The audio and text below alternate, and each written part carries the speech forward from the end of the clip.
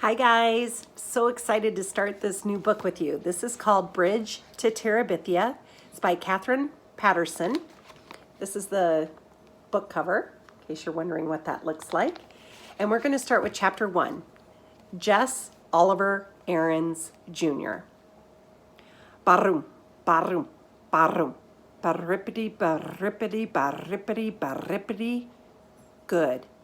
His dad had the pickup going. He could get up now. Jess slid out of the bed and into his overalls. He didn't worry about a shirt because once he began running, he would be hot as popping grease, even if the morning air was chill. Or shoes because the bottoms of his feet were by now as tough as his worn-out sneakers. "Where are you going, Jess?" Maybelle lifted herself up sleepily from the double bed where she and Joyce Ann slept. "Shh," he warned. The walls were thin. Mama would be mad as flies in a fruit jar if they woke her up this time of day. He patted Maybelle's hair and yanked the twisted sheet up to her small chin. "Just over the cow field," he whispered. Maybelle smiled and snuggled down under the sheet. "Gonna run?" "Maybe." Of course he was going to run. He had gotten up early every day all summer to run. He figured if he worked at it, and Lord, had he worked, he could be the fastest runner in the 5th grade when school opened back up. He had to be the fastest, not one of the fastest or next to the fastest, but the fastest, the very best. He tiptoed out of the house. The place was so rattly that it screeched whenever you put your foot down. But Jess had found that if you tiptoed, it gave only a low moan, and he could usually get outdoors without waking Mama or Ellie or Brenda or Joyce Ann. Maybelle was another matter. She was going on 7, and she worshipped him, which was okay sometimes. When you were the only boy smashed between 4 sisters, and the older 2 had despised you ever since you stopped letting them dress you up and wheel you around in their rusty old doll carriage, and the littlest one cried if you looked at her cross-eyed, it was nice to have somebody who worshipped you, even if it got unhandy sometimes. He began to trot across the yard. His breath was coming out in little puffs. Cold for August, but it was early yet. By noontime, when his mom would have him out working, it would be hot enough. Miss Bessie stared at him sleepily as he climbed across the scrap heap, over the fence, and into the cow field. "Moo," she said, looking for all the world like another Maybelle with her big, brown, droopy eyes. "Hey, Miss Bessie," Jess said soothingly. "Just go on back to sleep." Miss Bessie strolled over to the greenest patch. Most of the field was brown and dry, and yanked up a mouthful. "That's a girl. Just eat your breakfast. Don't pay no mind to me." He also started at the northwest corner of the field, crouched over like the runners he had seen on Wide World of Sports. "Bang," he said, and took off flying around the cow field. Miss Bessie strolled toward the center, still following him with her droopy eyes, chewing slowly. She didn't look very smart, even for a cow, but she was plenty bright enough to get out of Jess's way. His straw-colored hair flapped hard against his forehead, and his arms and legs flew out every which way. He had never learned to run properly, but he was long-legged for a 10-year-old, and no one had more grit than he. Lark Creek Elementary was short on everything, especially athletic equipment, so all the balls went to the upper grade at recess time after lunch.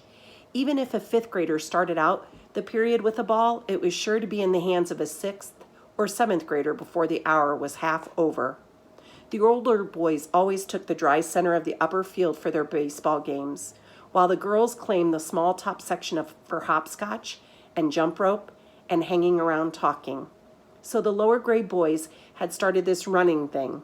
They would all line up on the far side of the lower field, where it was either muddy or deep, crusty ruts. Earl Watson, who was no good at running, had a big mouth, would yell "bang," and they'd race to a line they towed across at the other end. One time last year, Jess had won, not just the first heat, but the whole shebang. Only once, but it had put into his mouth a taste for winning. Ever since he had been in 1st grade, he'd been that crazy little kid that draws all the time. But one day, April the 22nd, a drizzly Monday, it had been, he ran ahead of them all, the red mud slooching up through the holes in the bottom of his sneakers.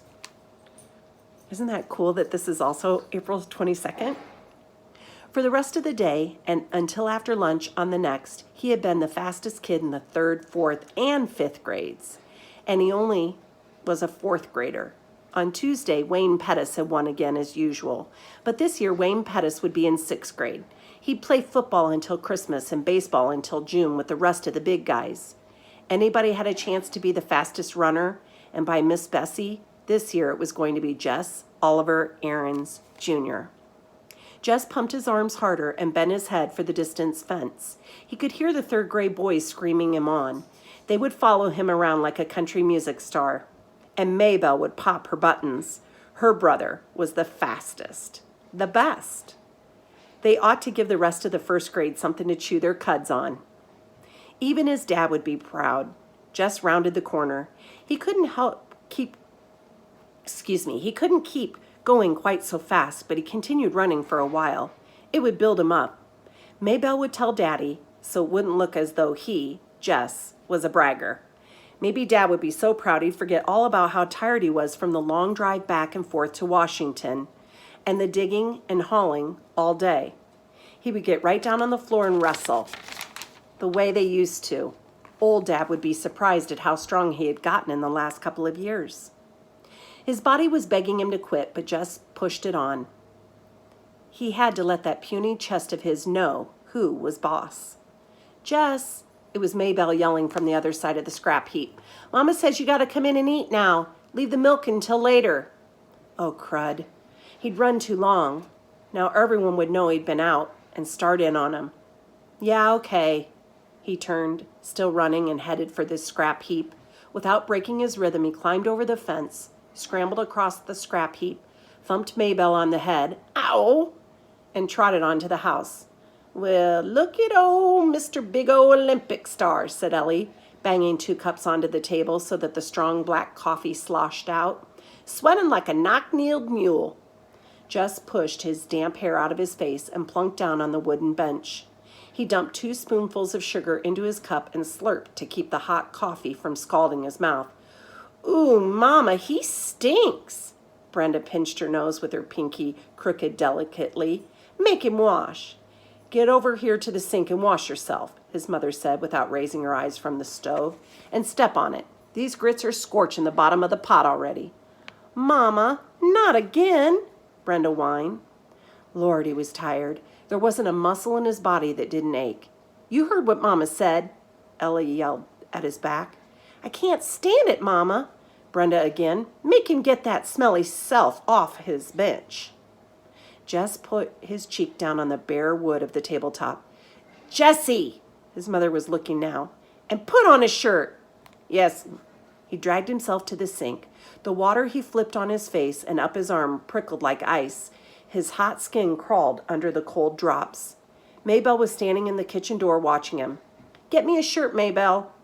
She looked as if her mouth was set to say no, but instead she said, You shouldn't ought to beat me in the head, and went off obediently to fetch his T-shirt.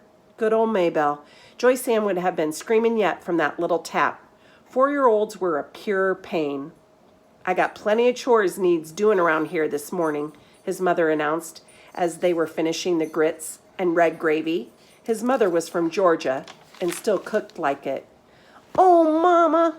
Ellie and Brenda squawked in concert. These girls could get out of work faster than grasshoppers could slip through your fingers. Mama, you promised me and Brenda we'd go to Millsburg for school shopping. You ain't got no money for school shopping. Mama, we're just going to look around. Lordy wished Brenda would stop whining so. Christmas, you don't want us to have no fun at all? Any fun, Ellie corrected her primly. Oh, shut up.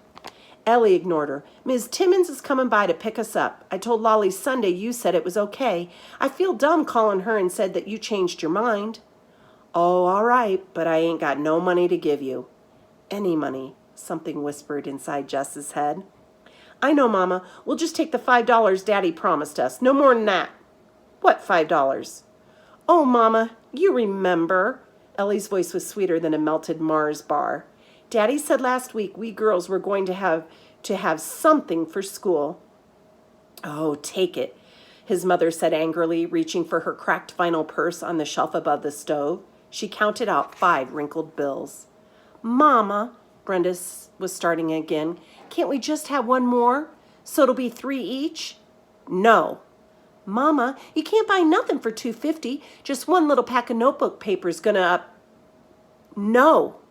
Ellie got up noisily and began to clear the table. Your turn to wash, Brenda, she said loudly. Aw, Ellie. Ellie jabbed her with the spoon. Just saw that look. Brenda shut up her wine halfway out of her rose-lustered lipstick mouth. She wasn't as smart as Ellie, but she knew not to push Mama too far. Which left Jess to do the work, as usual. Mama never sent the babies out to help, although if he worked it right, he could usually get Maybelle to do something. He put his head down on the table. The running had done him in this morning.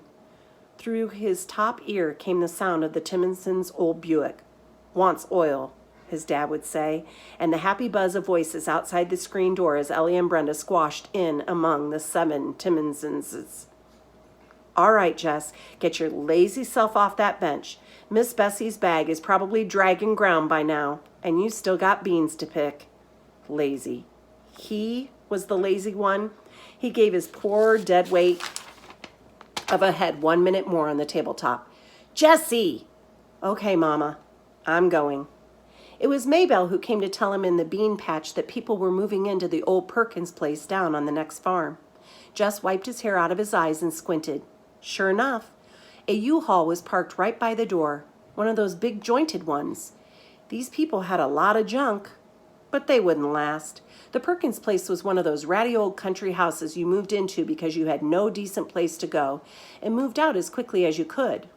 He thought later how peculiar it was that here was probably the biggest thing in his life, and he had shrugged it off as nothing. The flies were buzzing around his sweating face and shoulders. He dropped the beans into the bucket and swatted with both hands. Get me my shirt, Maybelle. The flies were more important than any U-Haul. Maybelle jogged to the end of the row and picked up his T-shirt from where it had been discarded earlier. She walked back holding it with 2 fingers way out in front of her. Ooh, it stinks, she said, just as Brenda would have. Shut up, he said, and grabbed the shirt away from her. So that's the end of chapter 1 for Bridge to Terabithia. I would like you to click on the Google Doc link that I have attached to this lesson. And I would like you to go up to File and make a copy. And then I'd like you to respond to the questions and complete sentences. Make sure that you're using correct spelling from the questions. And then turn that in and attach it to the actual lesson for today. All right, we'll see you tomorrow. Bye.